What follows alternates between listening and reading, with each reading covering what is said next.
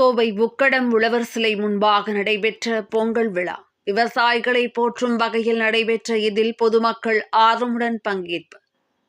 கோவையில் பொதுமக்கள் அதிகம் வந்து செல்லும் உக்கடம் பேருந்து நிலையம் அருகே அமைந்துள்ள போக்குவரத்து ரவுண்டானா நடுவே உழவு தொழிலையும் உழவர்களையும் போற்றும் விதமாக தனியார் பங்களிப்புடன் உழவர் சிலை அமைக்கப்பட்டுள்ளது.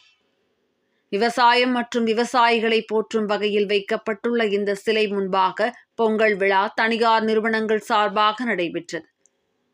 விழாவில் ஆர்கோல் நிறுவனத்தின் இயக்குனர் ரங்கசாமி, பிளாக்ஷிப் மீடியா நிறுவன இயக்குநர்கள் சதீஷ்குமார், மகாபிரபு, கேரட் லேன் நிறுவன நிர்வாக இயக்குனர் சக்திவேல், பொது மேலாளர் நடராஜன், திட்ட மேலாளர் சுனில், ஆல் இந்தியா ரேடியோ அனந்த நாராயணன் உள்ளிட்டோர் கலந்து கொண்டனர். இதில் உழவர் சிலை முன்பாக கரும்பு தோரணங்கள் அமைக்கப்பட்டு அதன் நடுவே பொதுமக்கள் இணைந்து பொங்கல் வைத்து ஒருவருக்கொருவர் பொங்கல் வாழ்த்துக்களை தெரிவித்தனர்.